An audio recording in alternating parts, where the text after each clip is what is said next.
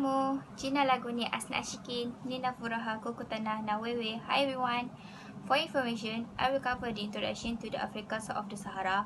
Next, I will cover the three subtopics that falls under 4.0, History and Culture of African, which is 4.1, the introduction, 4.2, the ethnic diversity and shared features, and also 4.3, which is groups and empires of African.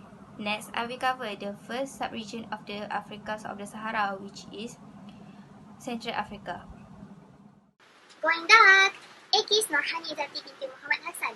Ang enema Kenis. What is that? This is the language of African. Afrikaans. German plus Africa.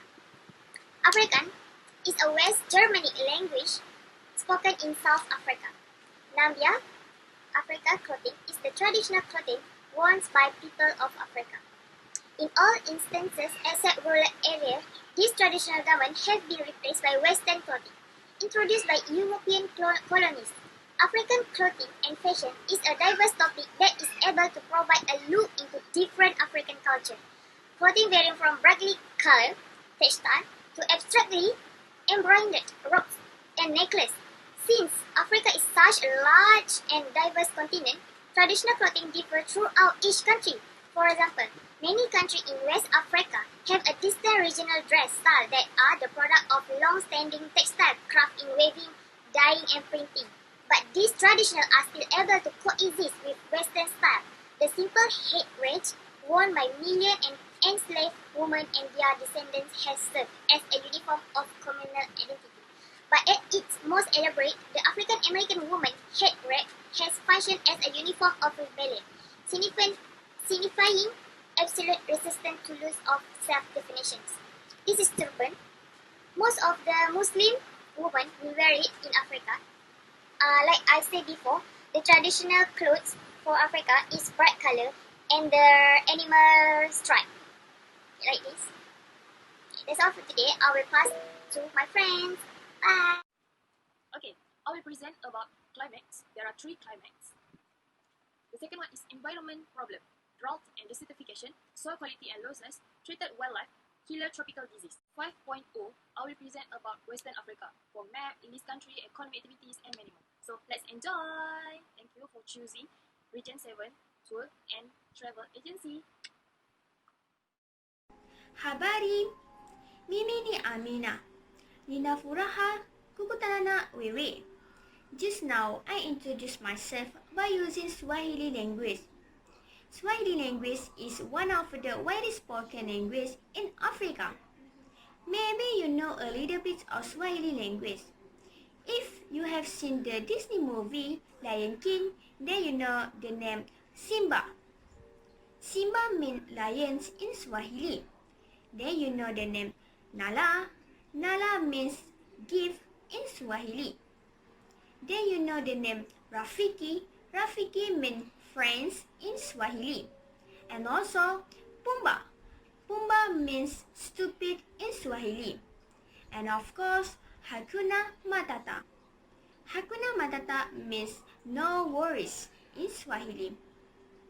I will be cover the subtopic 4.4 Muslim in the North and East, 4.5 Colonial Regimes, 4.5.1 Introduction to Colonial Regimes, 4.5.2 Slave Trade, 4.5.3 Explorer and Colonists, and for sub-regions, I will cover on the Eastern Africa.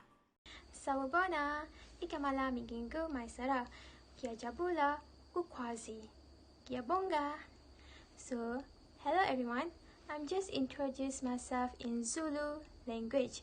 Do you guys know that Zulu is one of 11 official languages of South Africa and is spoken by around 10 million people as first language. Okay, so today me and my friend from Region 7 will present about Africa south of the Sahara. I will cover three parts under colonial regime, which are colonies who settled South Africa, other colonies who settled, and colonial government. and for the sub-region, I will cover Southern Africa. So I do hope you guys enjoy our presentation. So I'll meet you guys soon. Samina mina waka waka Samina mina sangalewa. This time for Africa. So tos yes. Sawubona everyone, my name is Sarah. On behalf of Region 7 Tour Agency, I'd like to welcome you all to Africa south of the Sahara. The bus ride to your hotel will take about 15 minutes. Right now, I'd like to take a minute to familiarize you with the area and discuss some brief safety precautions. Firstly, I ask that you remain seated until we reach our destination and that you may write down a note instead sleep while on the bus. Secondly, please realize that it is against the IBM 537's law for not listening for the whole of the session.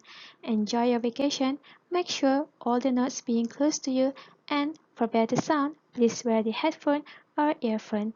Giabonga! This is the list members that will guide you for the whole of the journey, which are Norhani Izzati binti Mohd Hassan, Asna Asyikin binti Mohd Daud, Nurul Aminah binti Nur Azam, and myself, Siti Nurmaisarah binti Mohd Khapidz. I promise you are going to enjoy your stay in Africa south of the Sahara, which we will take you guys to know more deeper about Africa. As you guys can see, this is the world map. The red circle is Africa. This is a close look to map of Africa south of the Sahara. The countries, capital cities, major geologic features, and major relief features. Hello everyone. Thank you for choosing Region 7 Tour Agency for your journey to the Africa south of the Sahara. I'm Asna Asyikin, your tour guide, and let me bring you to the introduction of Africa south of the Sahara. Africa south of the Sahara is the world's second largest continent and was the cradle of the human species. Skeletons of the oldest known Homo sapiens are found only in Africa, and African people contain much greater genetic variety than the rest of the world's population. The history of African peoples before the coming of Arabs and Europeans was rich and sophisticated. It also has a great diversity and beauty of natural landscapes from plateaus to rift valleys and mountains. Its climates range from tropical arid to equatorial raining. Its ecosystem include tropical rainforest, savanna grassland, and desert, which is a stock of biodiversity. The rocks underlying these landscapes are mostly ancient and contain some of the world's largest deposits of bauxite, which is aluminium, cobalt, copper, gold, and diamonds, as well as newly valuable platinum and coltan, which is tantalum that used in the mobile phone. The increasing amount of oil are being found around the coast. Okay, now we move on to 2.0, which is climate. What is climate? Climate in the long-term average of weather, typically average over a period of 30 years. Some of meteorological variables that are commonly measured are temperature, humidity, atmospheric pressure, wind, and precipitations. In a broader sense, climate is the state of component of the climate system, which include the ocean and ice on Earth. The climate of a location is affected by its latitude, terrain, and altitude, as well as nearby water body and their current. The climate of Africa is a range of climate, such as the equatorial climate, the tropical wet and dry climate, the tropical monsoon climate, the semi-desert climate, semi-arid, the desert climate, hyper-arid, and the subtropical highland climate. Temperature climate are rare across the continent except of high elevations and along the fringes. In fact, the climate of Africa is most variable by rainfall amount than by temperature, which are constantly high. Africa desert are the sunniest and the driest part of the continent, owing the prevailing presence of the subtropical range with subsiding hot, dry air masses. Africa holds many heat-related records. The continent has the hottest extended region years around, the area with the hottest summer climate, the highest sunshine duration, and more. Okay, we move on to the next slide.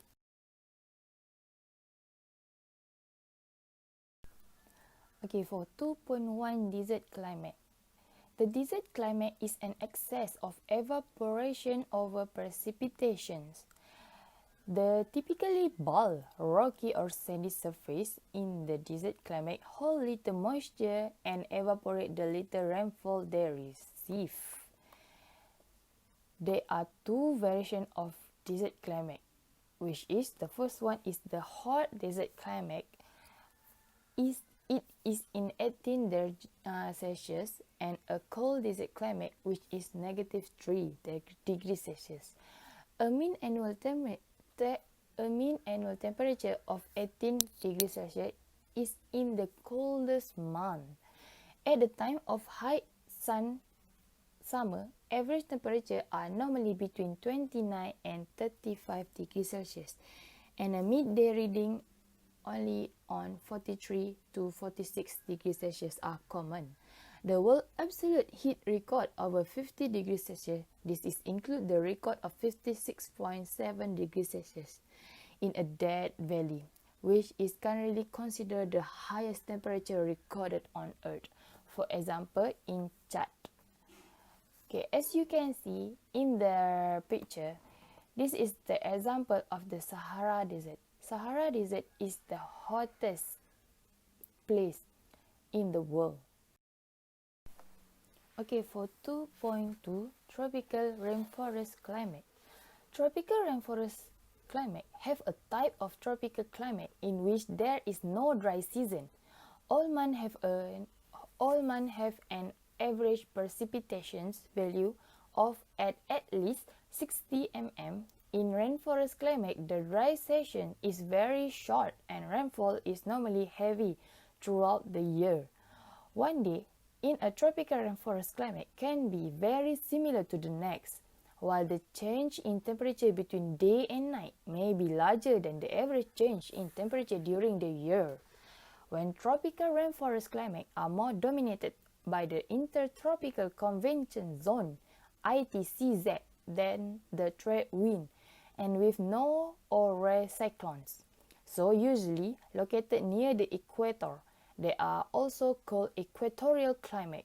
Otherwise, when they are more dominated by the trade wind than the ITCZ, they are called tropical trade wind climate. In pure equatorial climate, the atmospheric pressure is low, almost constant, so the pressure gradient is low. Consequently, the winds are rare and usually weak, except sea and land breeze in coastal area, while in tropical trade wind climate, often located the highest latitude than the equatorial climate.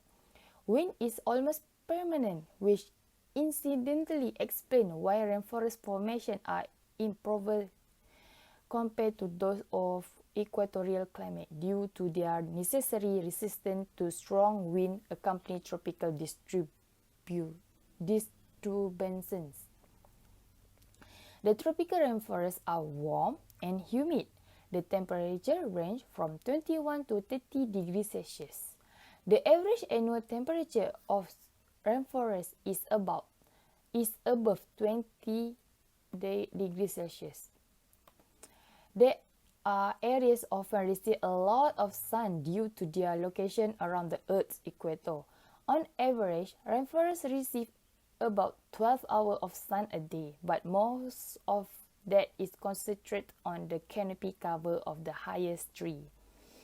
A tropical rainforest climate is a tropical climate usually found within 10 to 15 degrees latitude of the equator and has at least 60 mm of rainfall every month of the year. A tropical rainforest climate is typically hot, very humid, and wet. For example, the Congo River Basin rainforest.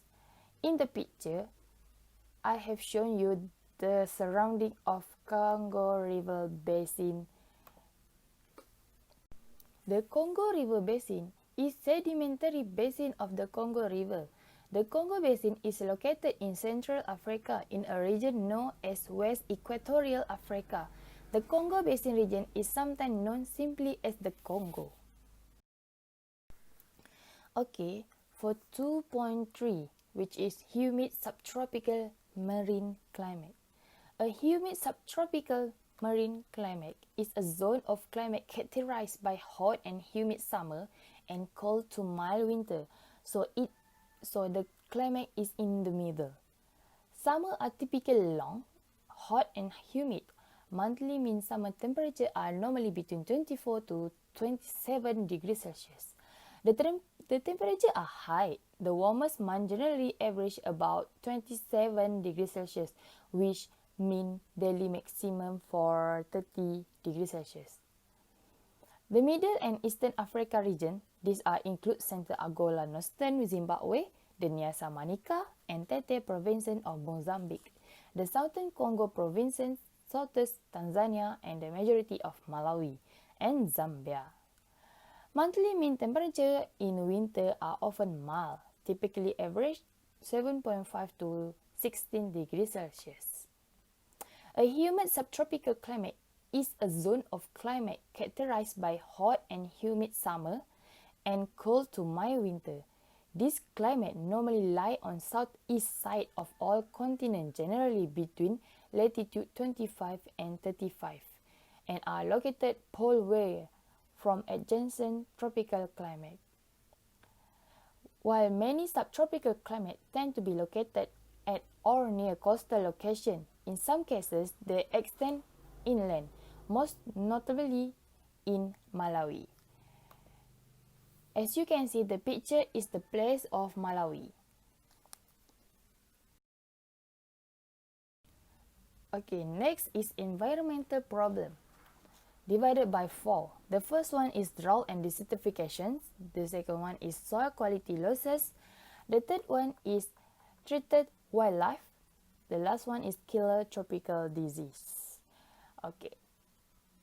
For environmental problem, major current environment issues include climate change, pollution, environmental degradations, and resource depletions.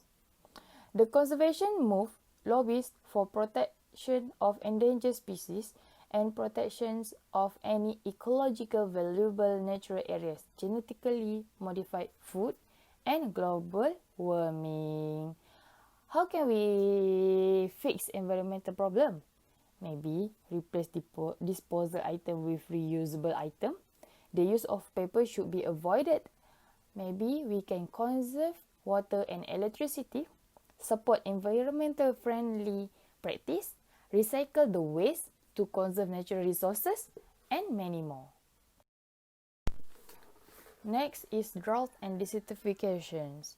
Water resource rainfall plentiful in the Congo River Basin to scarce in many areas where there is a seasonal rainfall. Frequent droughts or continuous aridity.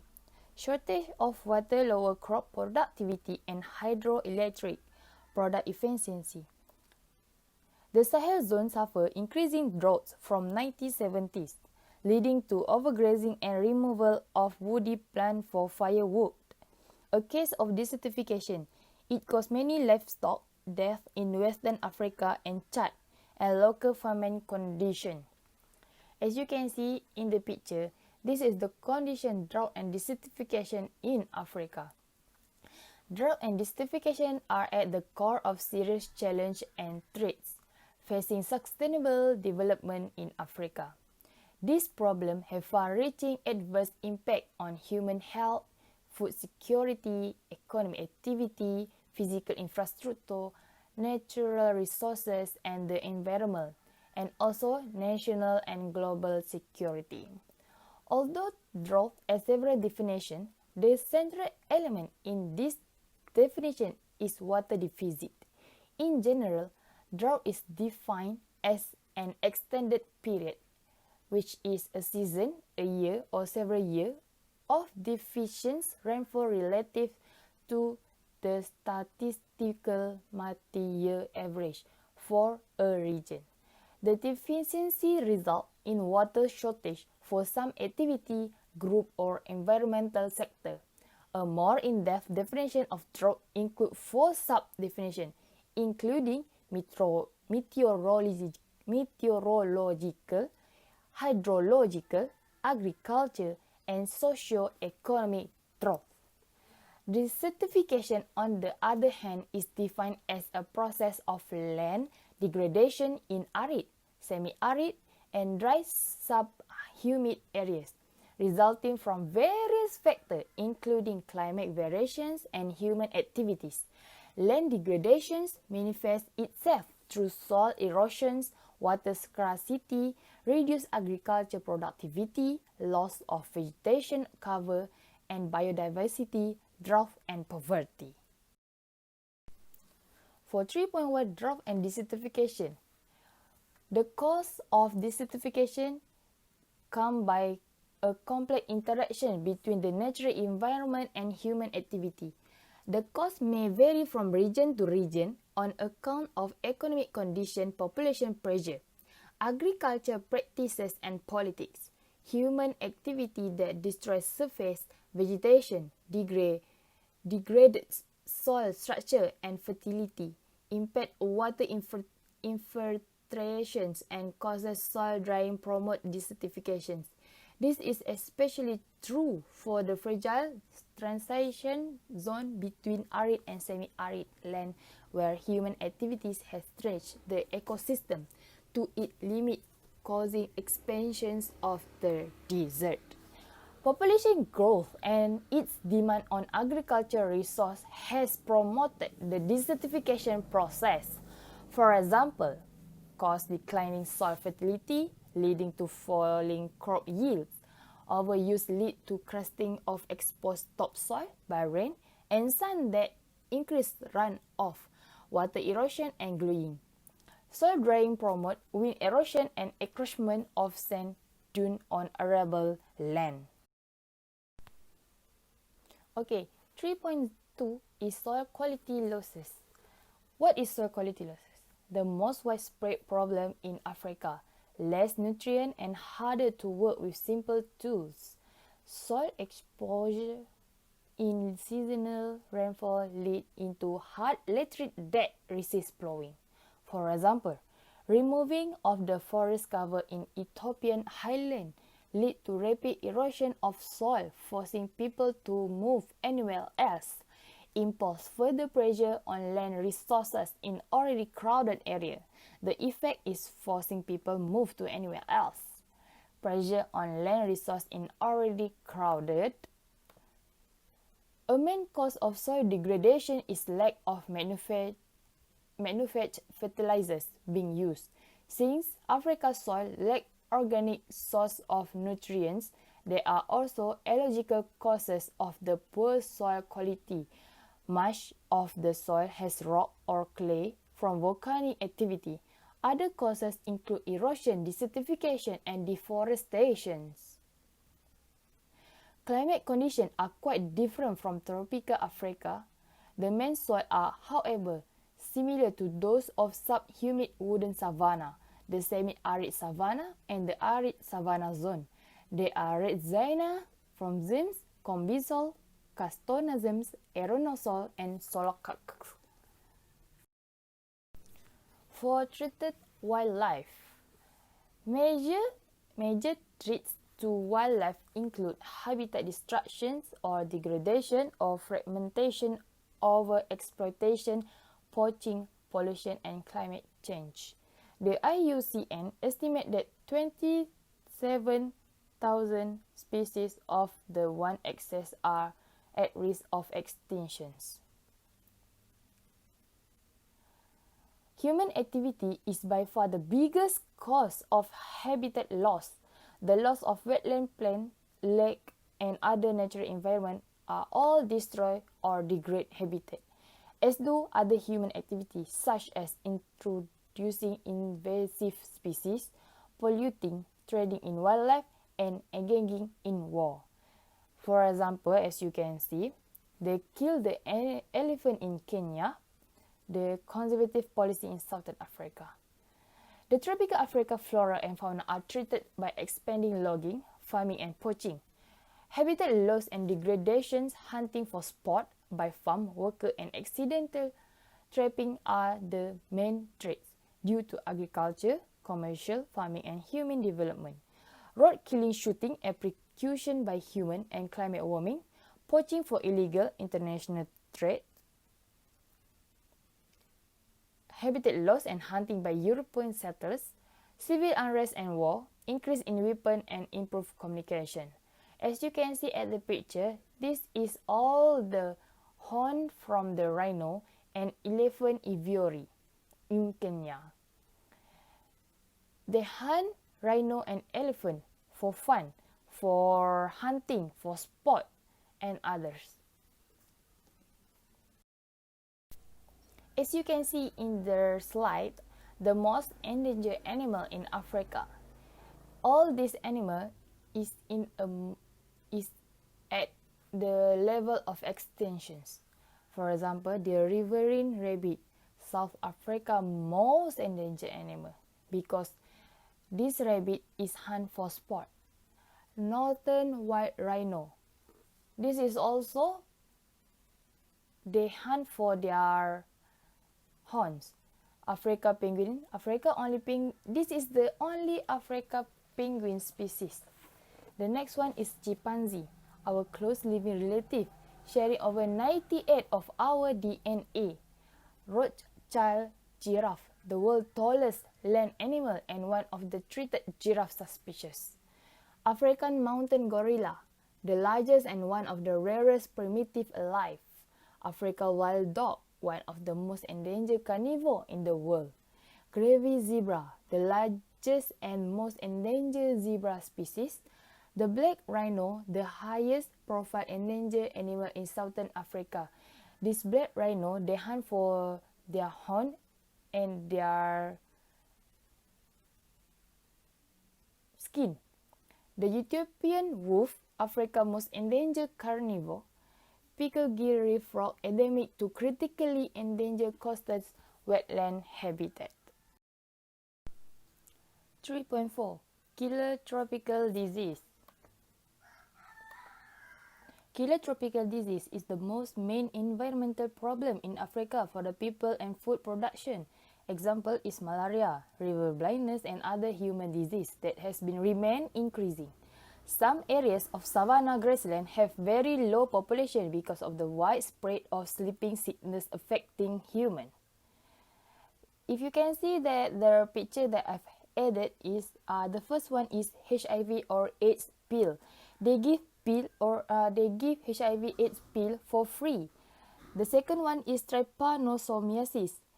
This affected the Democratic Republic of Congo, killed almost 2,000 people in a year.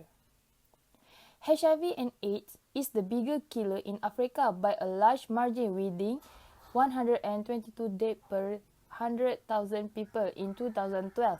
This is nearly double the death from the whole disease, which caused the second largest number of deaths.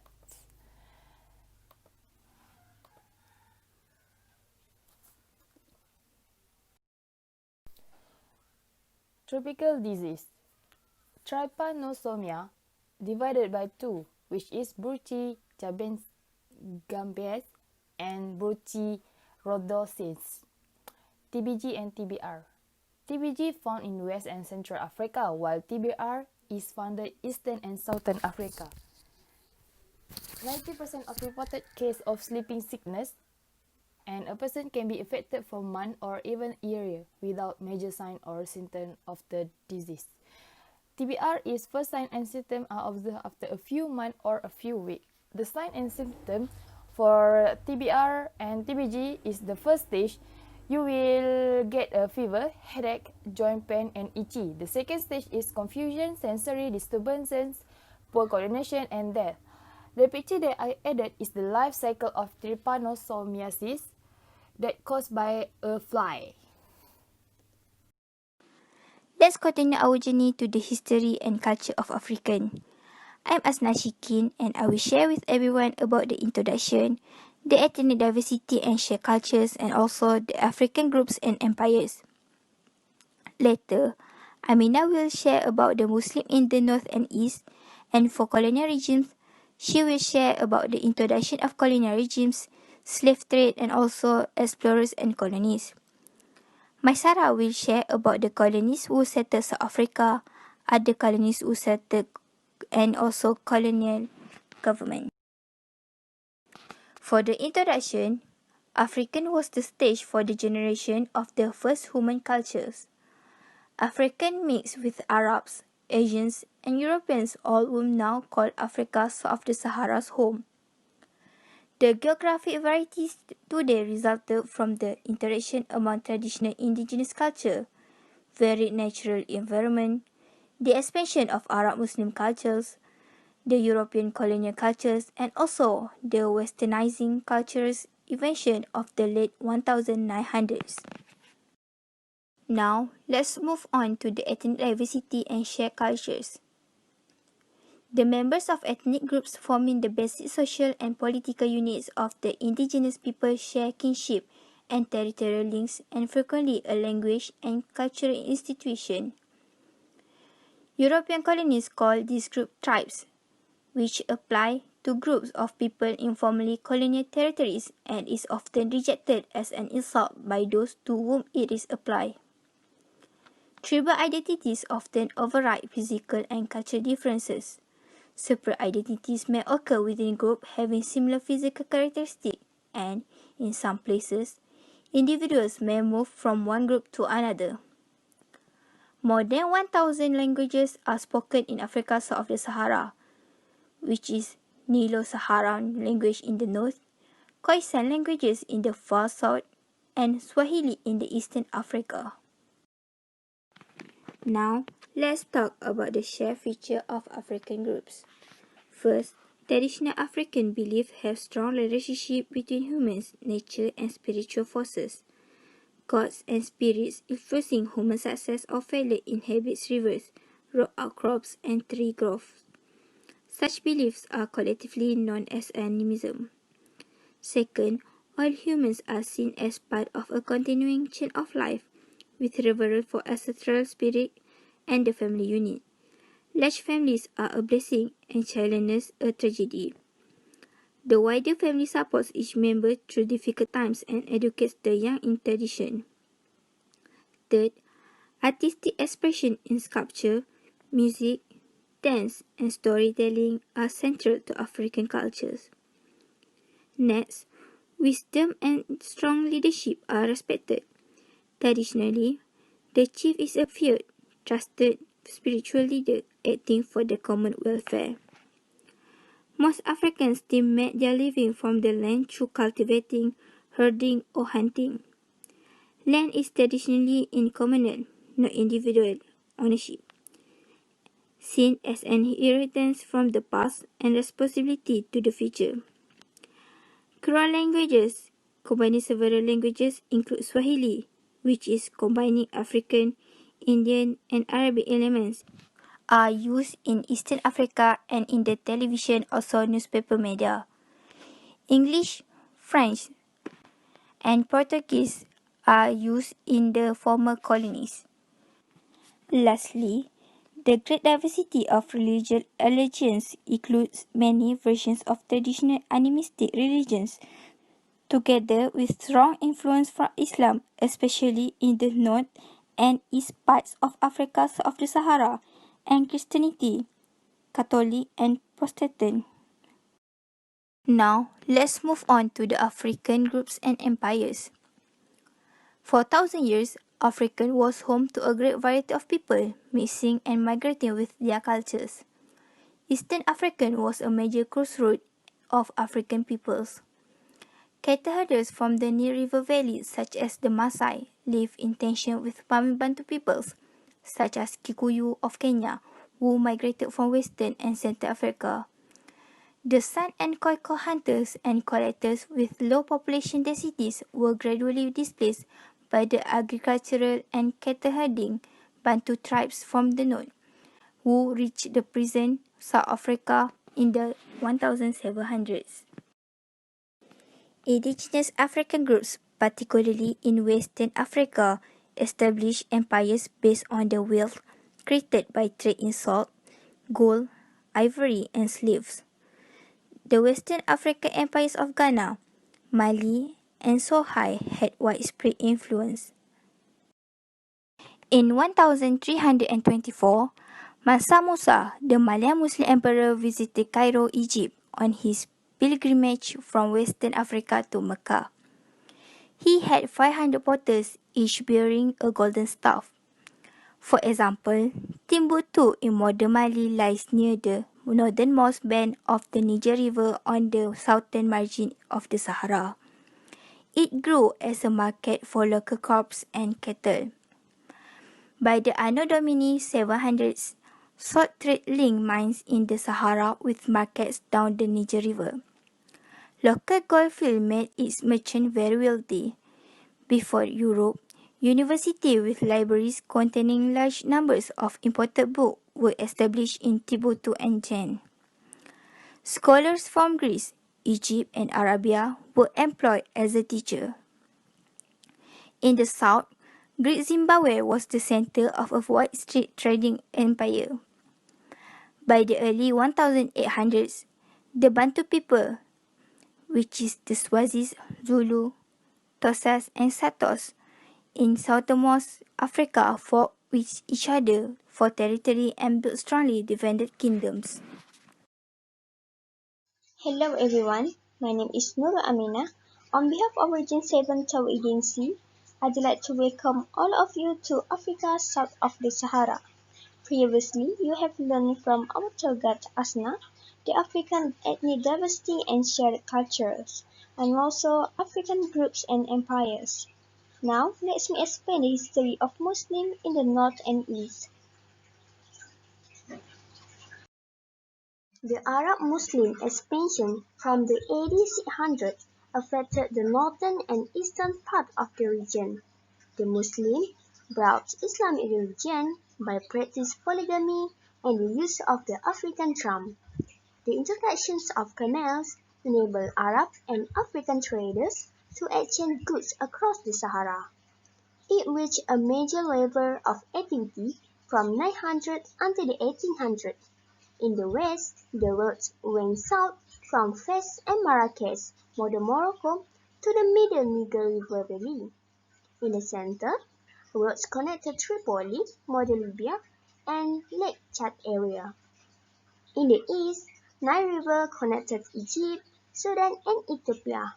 Later, Islamic expansion set off holy wars, as Fulani warriors and zealots tried to grab grazing lands and take over the Ethiopian monarchy. However, they all failed.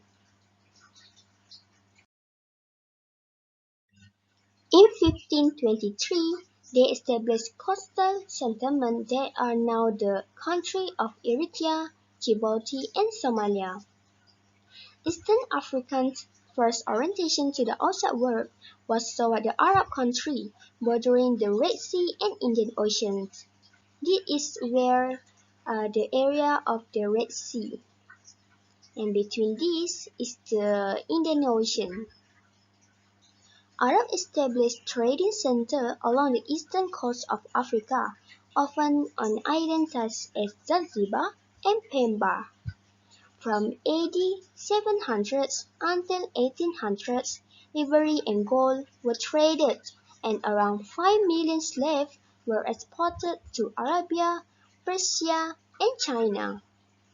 And African and Arabian Islamic culture developed with Indian and Persian influences. The most common language that they used to communications was through Swahili Creole language. Swahili Creole language is the mix of Arabic and Bantu language. In the maps, you can see how the Islamic is spread to from the Arab to the Africa through using the land and sea road. Now, let's move to colonial regimes in Africa. There are 6 subtopics in these colonial regimes.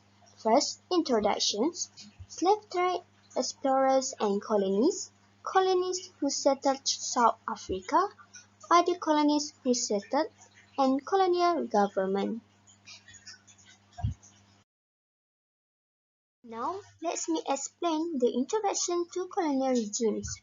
In the mid-1400s, Europeans' influence in Africa grew, as improved ship technology made it possible to reach India and about the Muslim countries of southwestern Asia. The Europeans were fought at coastal trading posts in Western Africa, where the ship could be loaded with the local slave, gold, ivory, and palm products in exchange for the alcohol, guns, and sugar. Sectors of the Western African coast were called the Ivory Coast, Gold Coast, and Slave Coast for their chief products. Portuguese ships took gold from Eastern Africa to pay for the steel and spice of Asia. Next is slave trade. In 1483, the first European colonists were the Portuguese, who established relations with the local Congo in northern Angola.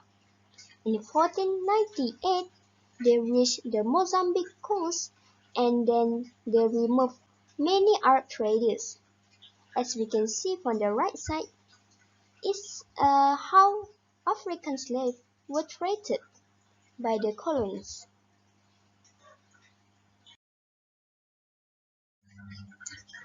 In the 16th century, when European empires created a network of international trade across Atlantic oceans between America, Europe, and Africa, the new American colonies produced sugar, tobacco, and cotton for Europe labor.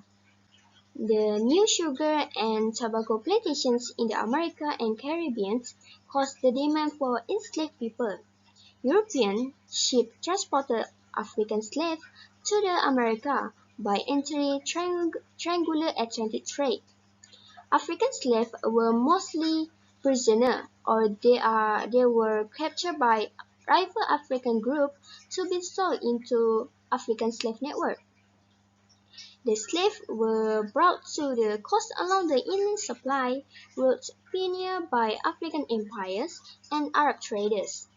The Portuguese slave trade devastated both Angola and Mozambique.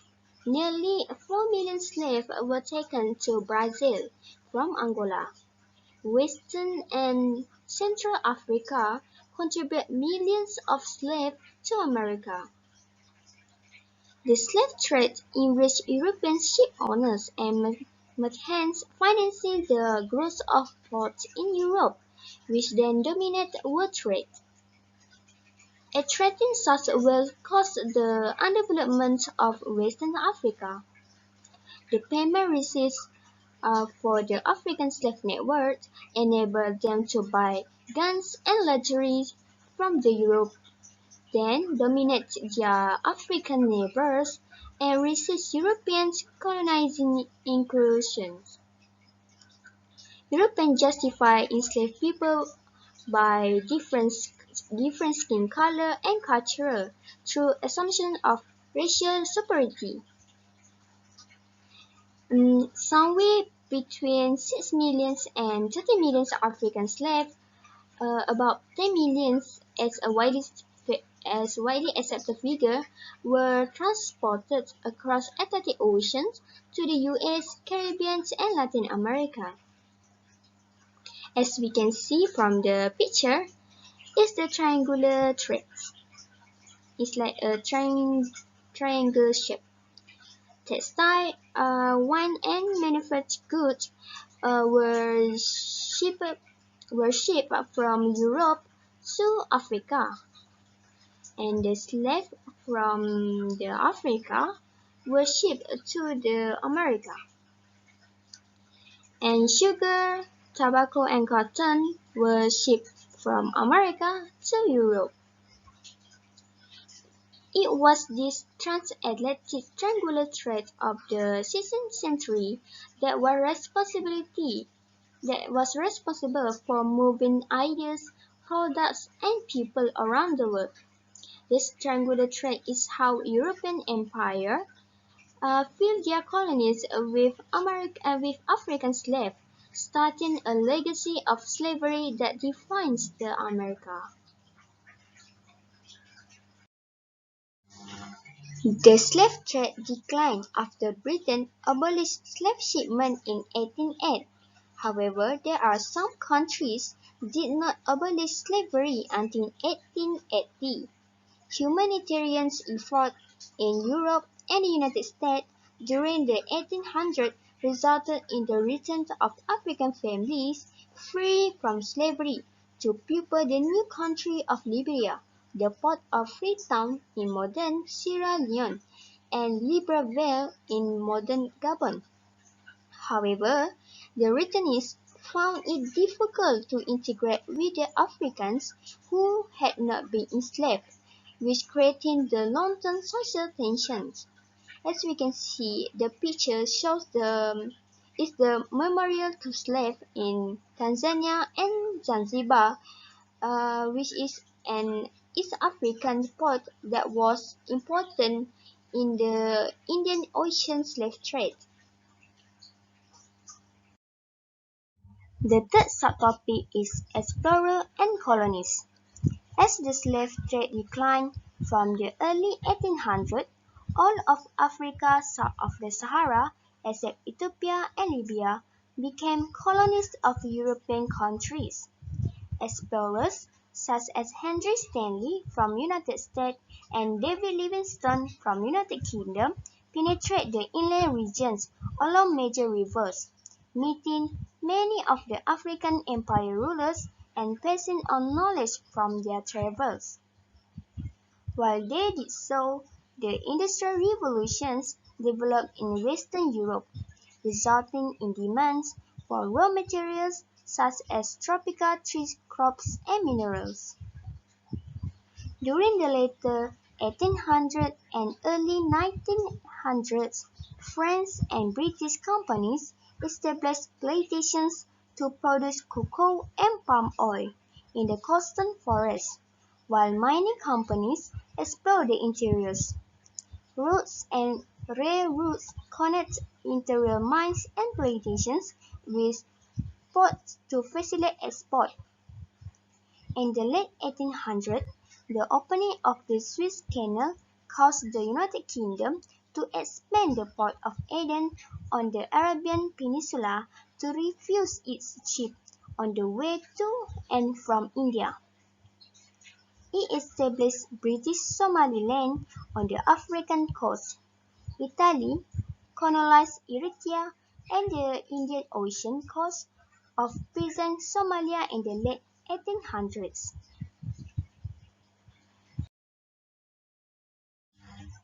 In the 1884 until 1885, the European countries competing for world power met at the Berlin Congress and divided the African continent into French, British, German, Portuguese, Belgian, Italian, and Spanish. There was no consultation with Africans. As we can see from the map, is the African colonies after the Berlin Conference of 1884.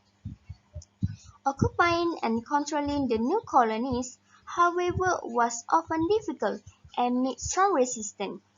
Colonies became inland extensions of coastal bays, and boundaries between the colonial territories divided tribes and African territories.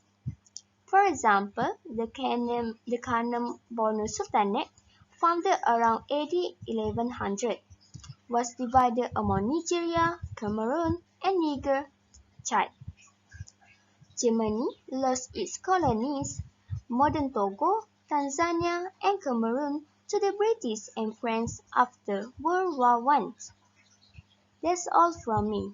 If you have any questions, please ask. It's my job to answer them.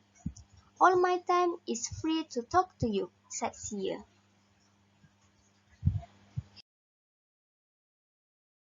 Hello everyone! It's great to meet all of you guys again. Like Alice in Wonderland, you'll find there is more about colonial regime. I will continue to guide you all about colonies who settled South Africa. The evolution of the Republic of South Africa is particularly significant. From the mid-1600s, Dutch settlers built the port of Cape Town to support ships trading to and from the Dutch East Indies, now is known as Indonesia. The farmers came to supply the port and town with crops and meat. The settlers forced the indigenous Khoi, a people they call Hottentots, northward and enslaved them in places. In 1814, Britain bought the Cape Colony from Netherlands. It introduced new colonies. Many Dutch settlers moved to the more isolated interior to preserve their culture. They undertook their great trek to the Orange and Vaal River valleys, where they established the Orange Free State and Transvaal. The Boers, which is the Dutch for farmers, retained their Dutch-based language, which is Afrikaans, and were later called Afrikaners. Their new settlement displaced the Indabella people who moved north of the Limpopo River, and the Zulus who moved southward into Natal, creating tensions with the local tribes. In 1816, the Boers declared a South Afrikaner Republic in their new lands, but the discovery of diamonds and gold caused British entrepreneurs such as Cecil Rhodes to intrude. As you guys can see, the left picture shows the port of the Cape Town, which is established by Dutch settlers 400 years ago, remains busy. The fish dock is a growing specialization. The city, with its high-rise offices and hotels, is backed by Table Mountain. The continuum of colonies who settled South Africa. In 1884, the occupation of Southwest Africa, which is modern Namibia, by the Germans led Britain to annex Bechuanaland, which is the modern of Botswana, to block German Boer links. The British also extended protectorates to Basutoland, which is the modern Lesotho, and Swaziland after Boer attacks. In 1899, the Boers declared war on the British, who had instigated local conflicts. Although the British soon took the major centers, a costly and inconclusive guerrilla war followed. In 1990, the four colonies, which are Cape, Natal, Orange Free State, and Transvaal, has formed the Union of South Africa as a self-governing dominion within the British Empire. However, the rights of black Africans were never part of the arrangement, and black struggles for self-determination took longer than in other African countries. The right picture shows the Boer War troop. The next one is other colonies who settled.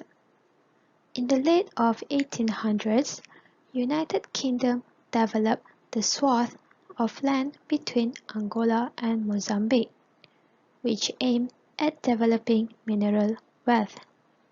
The British colonization sometimes coincided with cries for help from indigenous people who perceived the threat of Portuguese colonial repression to be greater than that of British administration and loss of land to farming settlers.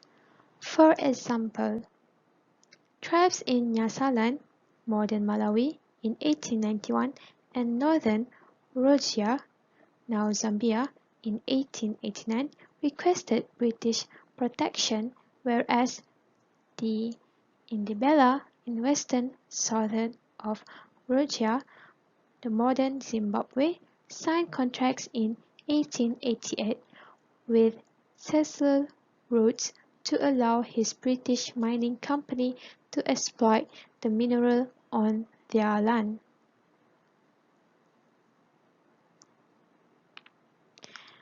In early 1900s, the Portuguese discouraged settlement by Europeans in its colonies, where there was a push toward greater economic exploitation of mineral resources and plantation crops led by Portuguese technology, finances, and administrators.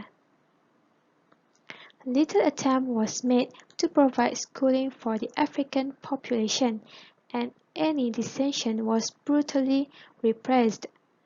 As European settlement increased, African opposition gained strength, with rival groups fighting each other in both Mozambique and Angola.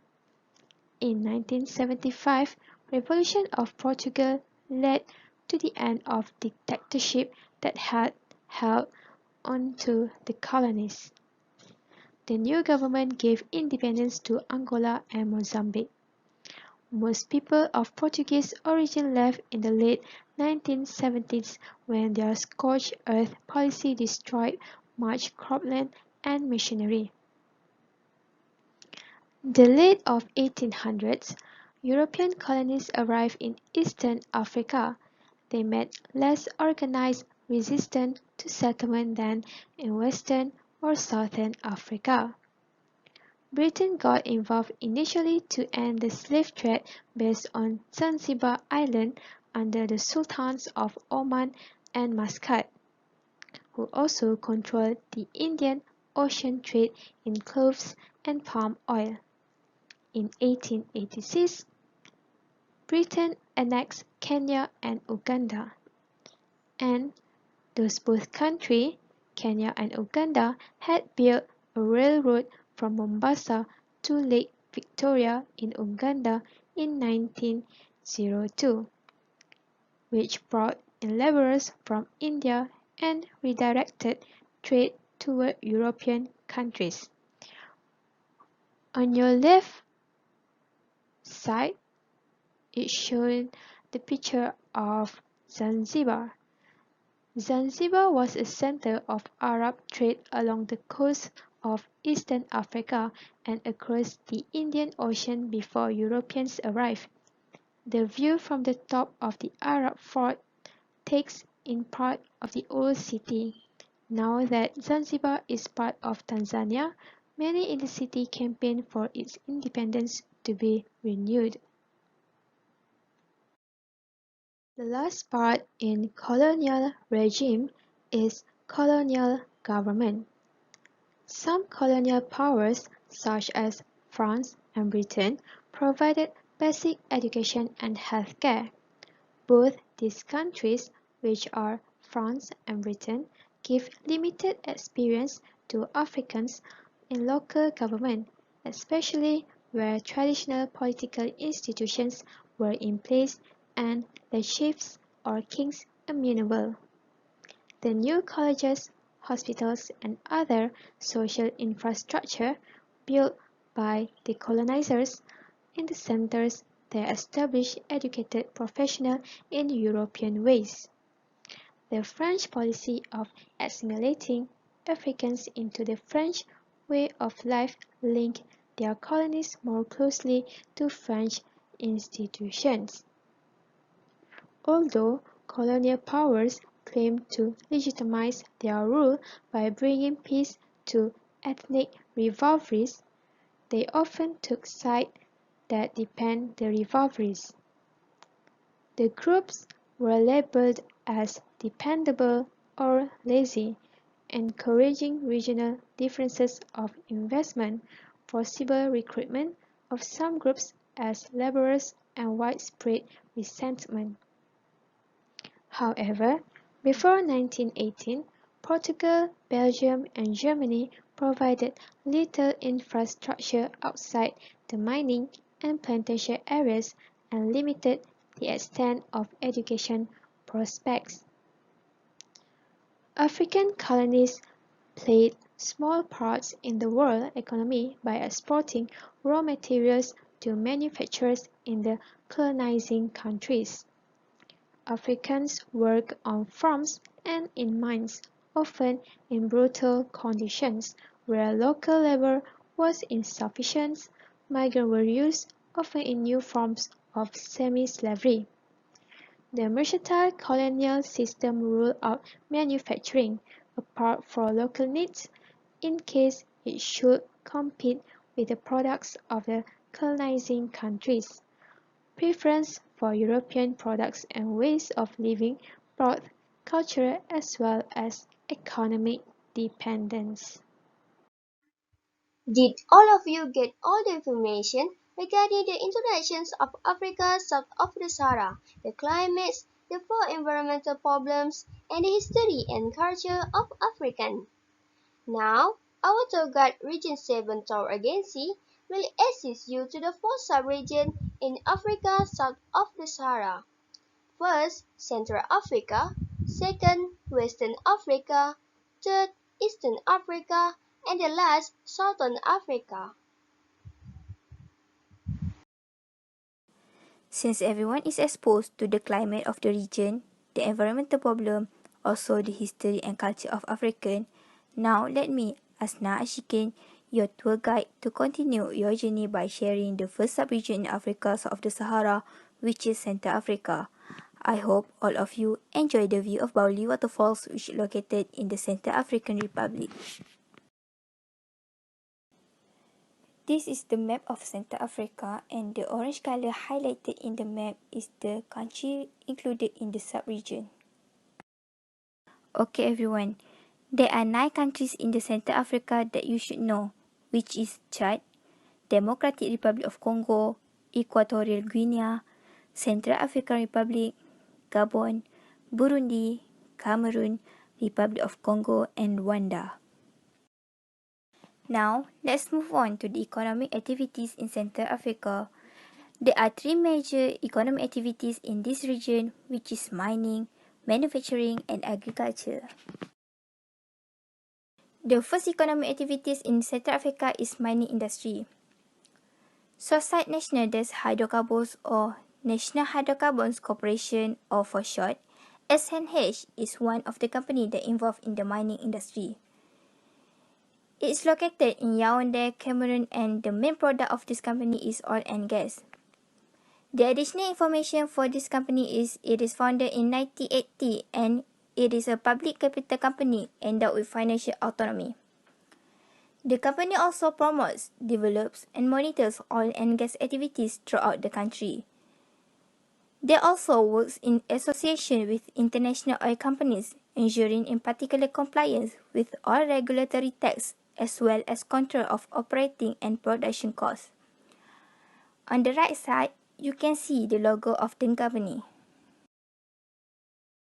The second economic activities in Central Africa is manufacturing industry. The company that involved in this manufacturing industry is Cotton Chad. It is located in N'Djamena, Chad. The product is cotton. The additional information of this company is it is founded in 1971 and it is the only producer and seller of Chadian cotton and its byproduct. As you can see on the right side, it is the logo of the cotton Chad and the main product, which is cotton. The third economic activities in Central Africa is agriculture industry.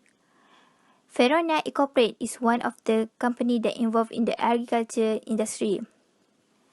Feronia Incorporated located in Kinshasa, Democratic Republic of the Congo.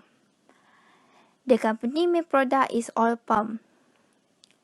Additional information to this company is it is founded in 1911 and consists of 3 oil plantations. On the right side, you can see the logo of Feronia Incorporated and the company main product, which is oil palm.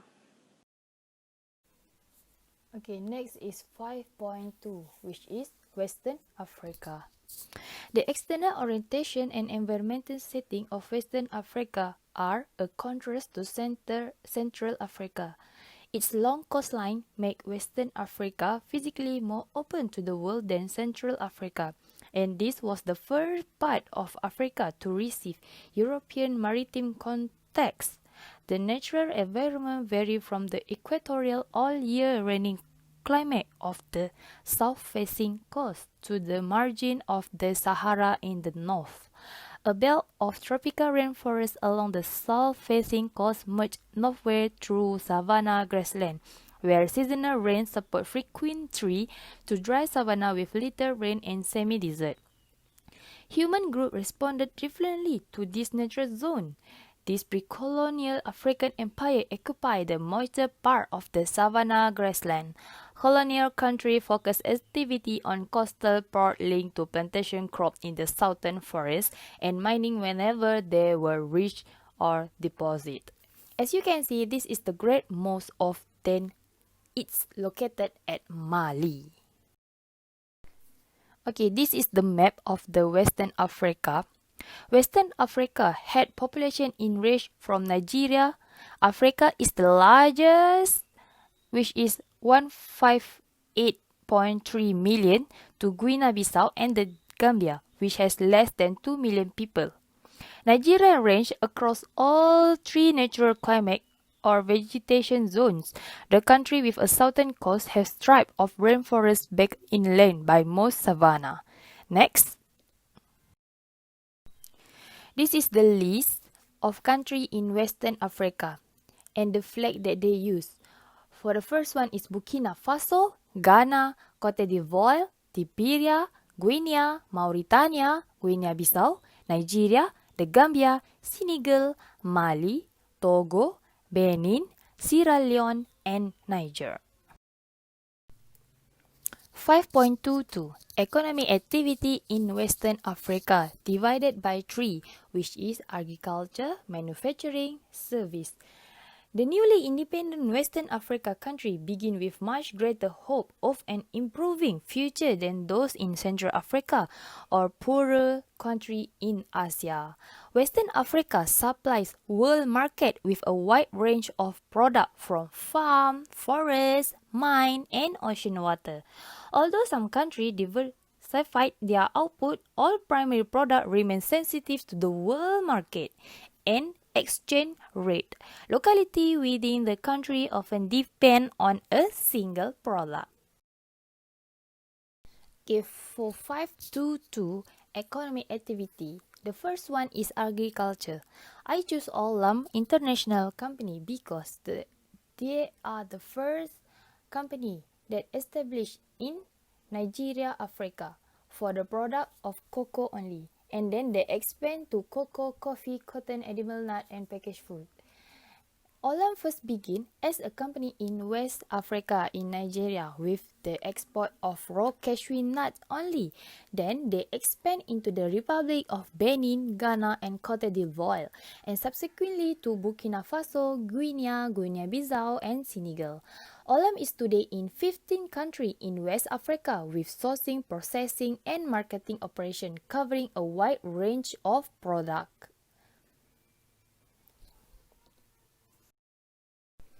As you can see, this is the Olam production based on country. At Burkina Faso, they produce edible oil, rice, edible nut, and packaged food. In Senegal, they produce dairy, rice, grain, animal feed, and protein. Cote d'Ivoire, coffee, cocoa, edible nut. In Ghana, cashew, grains, biscuits, tomato mix, rice, cocoa. In Nigeria, back then, they only produced cashew nuts, but nowadays, they produce cocoa, sesame grain, animal feed, and protein packaged food. Okay, as you can see, the coffee from this product is the coffee from this company is the famous coffee bean in Africa. Okay, next is manufacturing industry. Name of company is Metal Manufacturing Nigeria. The product is remelt lead ingots, refined or pure lead ingots, copper ingots, and lead alloy. It established in 2008, Metal Manufacturing Nigeria is world-class producer of different type of lead ingot based in Nigeria. We are fast emerging as a leading company in the field of lead metal recycling and exports. We manufacture lead ingot required by a wide range of sector and industry. Our products are known for accuracy, purity, and strength. They also customize metal, and they also offer stainless steel and glass balustrades. They have their own welding service. Okay, next is service industry. I choose OA Travel and Tour because the first type of their service is transportation, of course. So it is head office in Kumasi. Nana Opoku Agiyamang is a renowned businessman and the founder OA Travel and Tour.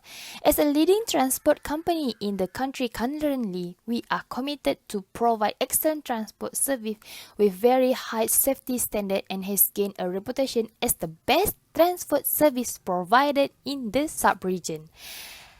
They are also the best local and global Africa travel specialist and tour company.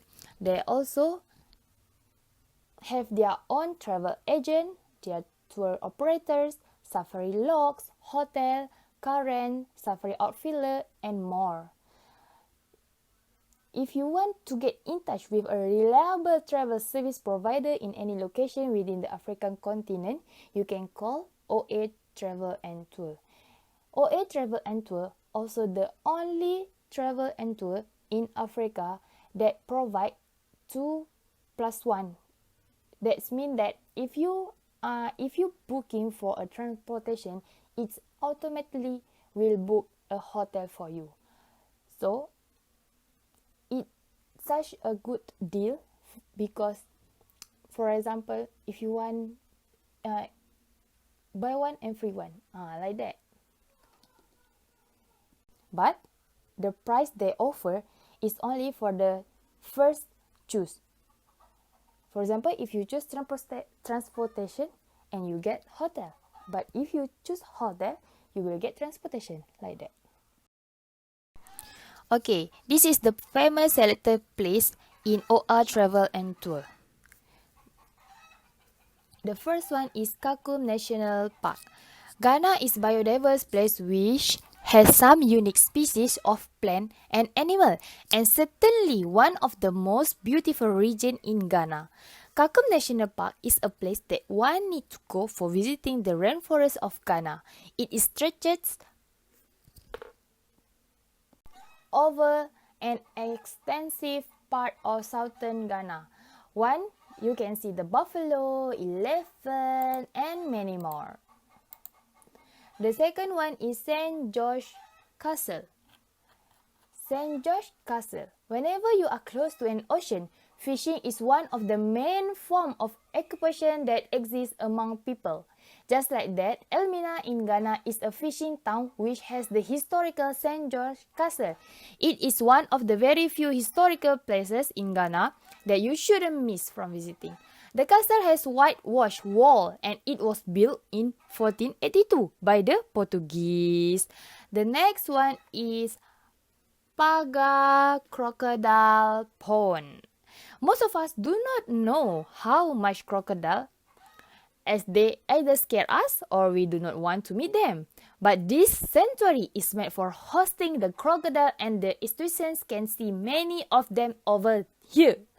The crocodile residing over here are actually very friendly toward the human that visit them. Tourists can feed the crocodile and get up close and personal with them. This place respect and honor their crocodile and is that again hurting any of them. Next is Shai Hill Resource Reserve, Center of National Culture Art, Kwame Nkrumah Memorial Park. If you love beach, you can go to Labadi Beach. Because often called the perfect city beach by tourists and local alike, Habari is the most popular shoreline in Accra, Ghana. Other than basking under the sun, lazing on the sand, one can enjoy the awesome food and cocktail available at many local here. Since the beach is essentially a property of neighboring hotel, one need to pay a small entrance fee for getting in. If you visiting on the weekend, you surely be able to catch some local entertainment like native drumming, local reggae band, dancing, and music. If you love lake, you can go to Lake Bosom Twi, the only natural lake in Ashanti and Ghana. Lake Bosom Twi was formed when a large meteorite had hit this place for a long time ago.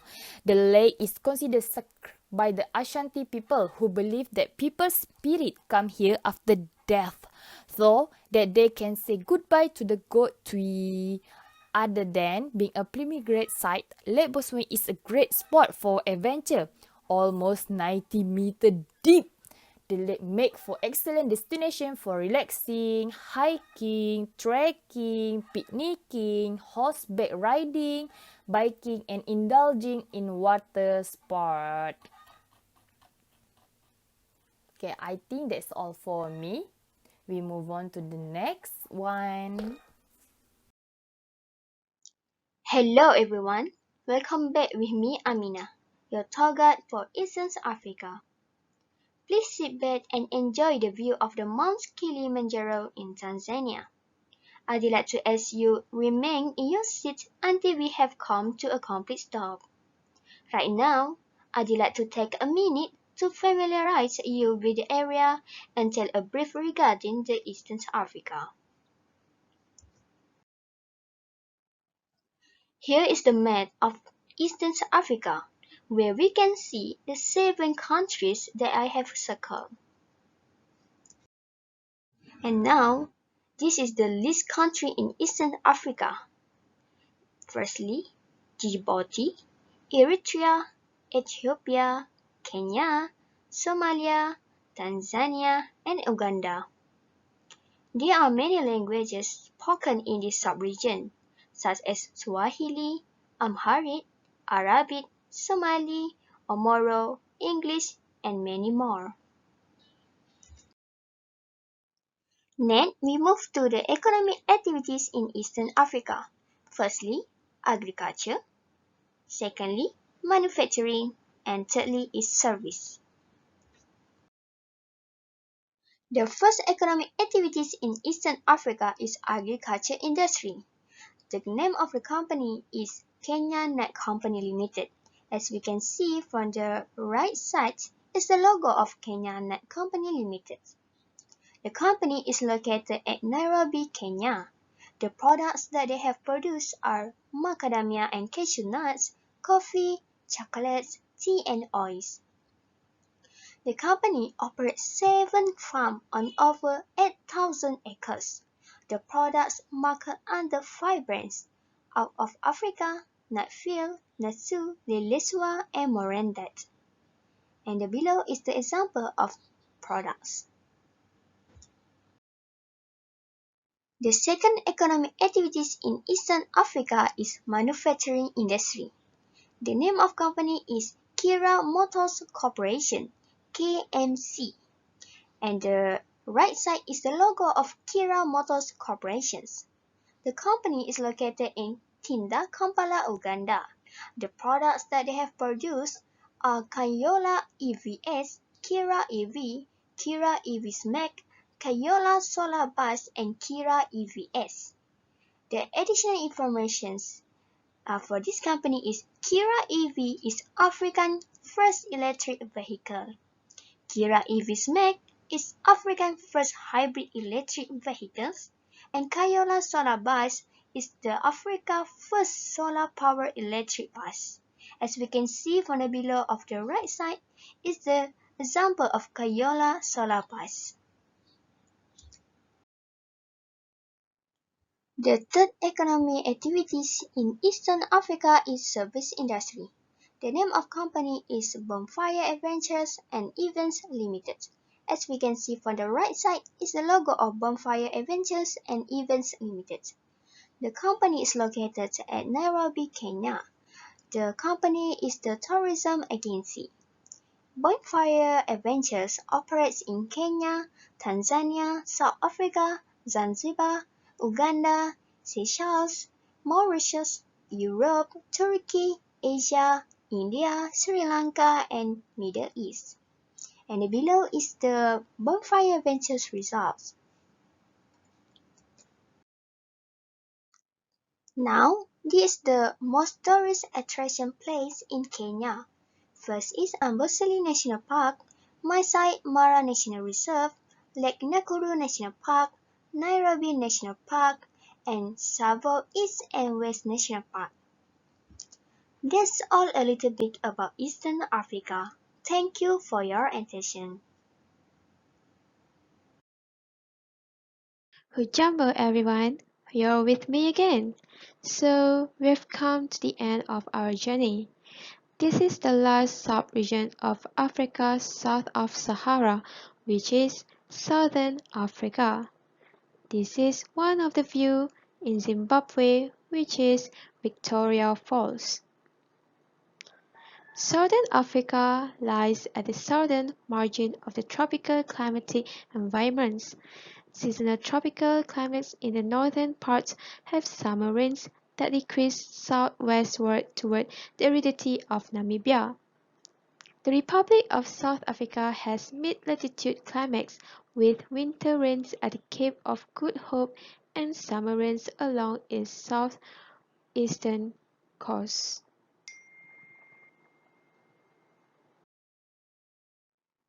So this is the map of Southern Africa taken by the Google image. So as you guys can see, Uganda, Kenya, Somalia is not part of the countries in Southern Africa.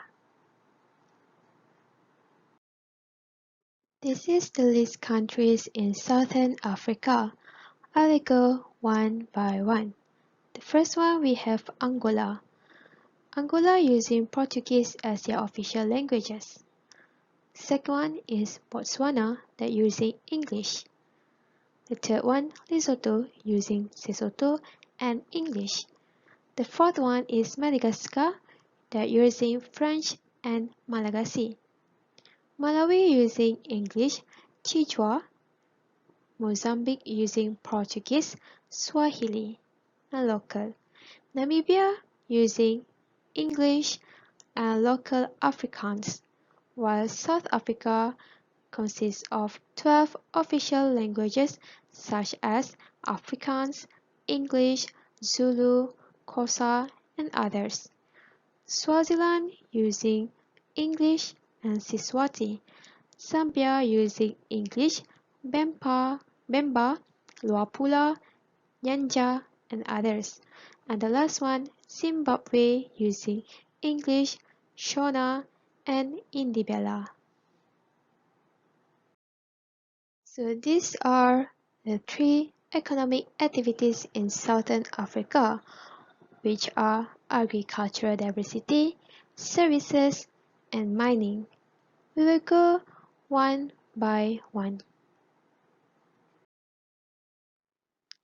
The first economic activities in Southern Africa is agriculture industry.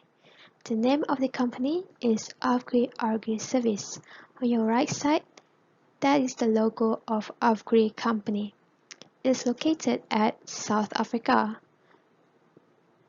The product of the company sale is maize. The additional information is that Agri is one of South Africa's leading agricultural companies, home to Agri Grain Management, which handles and stores not only maize but also wheat, sunflower, soya beans, barley, and sorghum at more than 100 operational points throughout South and Southern Africa, including Congo, Brazzaville, Uganda, Tanzania, Zimbabwe, Mozambique, and Zambia. On your right side also shown the cornfield in South Africa. We'll go for the next economic activities in Southern Africa, which is mining industry. The name of the company is Dabmarine Namibia, which located in Namibia. The product is diamond. The additional information: diamonds were discovered in Namibia in 1908 when railway worker Zacharias Liwala found a diamond that would change the course of history of Namibia. He handed it to his supervisor, August Touch, and a diamond rush ensued in Kommerskop near Lüderitz, resulting in the mining of millions of carats for colonial Germany until World War I in 1914. It is rumored that those years the diamond deposits were so rich that Starch and other miners could often simply pick up diamonds from the valley floors. The right picture shows the logo of Dabmarine Namibia Company, and the below one is Namibia Desert Sea. The last economic activities in Southern Africa is service industry. The name of company is Botswana Tourism, located in Botswana. The product is tourism. Game viewing is usually at its best during the dry season in winter between May to August, and in the hot springtime months of September and October when the animals are concentrating near rivers, pools, and waterholes. The chances of spotting lions are better just after sunrise than at other times. In summer, most of the game tends to lie up during the heat of the day, so the recommended times to set out on drives are the early mornings and late afternoons. Elephants, though, are wide awake and active in and around the rivers in the hotter hours. So the picture showing the game viewing in Botswana and the logo of Botswana Tourism. Sawubona, we're going to be pulling up to the hotel in just a few minutes. Please sit back and enjoy your last and only game view before we enter the city. Please double check to make sure all of your belongings have been taken off the bus. On behalf of Region 7 Tour Agency, I wish you have a wonderful time in Africa south of the Sahara. Giabonga and Kwaheri!